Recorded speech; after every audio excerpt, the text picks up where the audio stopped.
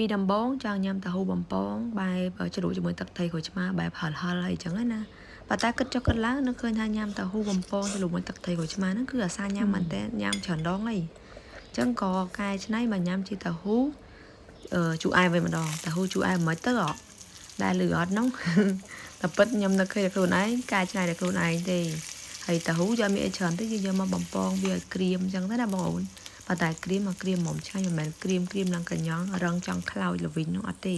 គឺក្រៀមមកល្មមបានហើយបន្ទាប់ពីតាហ៊ូយើងក្រៀមល្មមហើយដួសវាទុកទៅមួយឡែកចឹងហើយបន្ទាប់មកចាំយើងផ្សំគ្រឿងវាសម្រាប់គ្រឿងអត់មានអីច្រើនទេបងប្អូនមានតែទឹកប្រេងចងទឹកប៉េងប៉ោះព្រោះទឹកប៉េងប៉ោះវាបង្កើនរសជាតិជាតិជូរអែមហើយទឹកម្ទេសស្ករប៊ីចេងទឹកត្រីឲ្យយើងធម្មតាទេស៊ុបខ្នុរនឹងឯងអត់មានអីច្រើនលើសលប់ទេបន្ទាប់ពីយើងដាក់គ្រឿងក្រៅរួចរាល់អស់ចាំយើងច្បល់វាណាបងប្អូននៅពេលដែលច្បល់ហ្នឹងយើងច្បល់វាយើងឬក៏យើងកូរវាឲ្យវាសប់គ្រឿងវាឲ្យវារលាយចូលគ្នាអស់ហើយចាំយើងដាក់ទៅហ៊ូនៅពេលធ្វើបែបនេះរសជាតិវាដិតប្រៃផ្អែមជូរអញ្ចឹងណាបើសិនយើងដាក់វាអត់ទាន់រលាយទេយើងដាក់ទៅវាអាចញ៉ាំពេលដែលយើងញ៉ាំទៅហ៊ូទៅវាអាចនឹងដុំអញ្ចឹងណាបងប្អូនអញ្ចឹងយើងក៏ត្រឡប់ទៅត្រឡប់មកនៅពេលដែលវាចូលជាតិអស់ចាំយើងដួសដាក់ចានណាប៉ុន្តែមើលពេលដែលយើងត្រឡប់វាអញ្ចឹងទៅអាទឹកពេល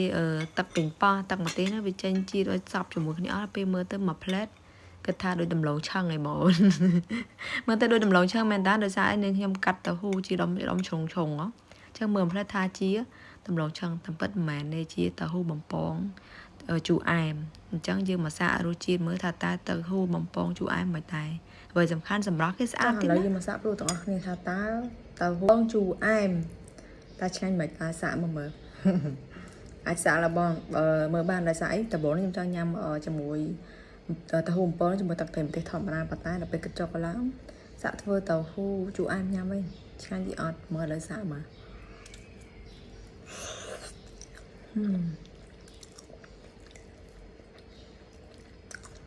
នេះរសជាតិជូរអែមប្រៃផ្អែមជូរតិច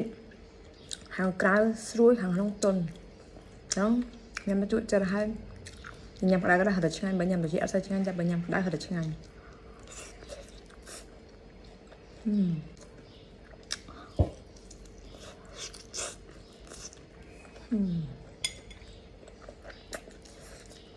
ចា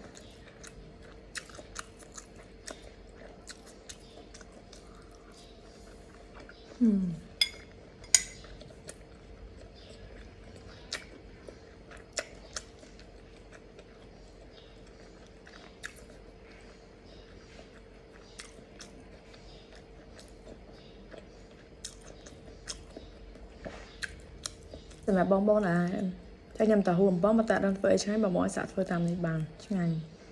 បើសិនចូលចិត្តរសជាតិដិតយ៉ាងច្រើនតិចតែបើសិនចូលចិត្តរសជាតិដិតដាក់ទឹកតិចបានហើយណាហ្មងឆ្ងាញ់ហ្មងបាយបាយ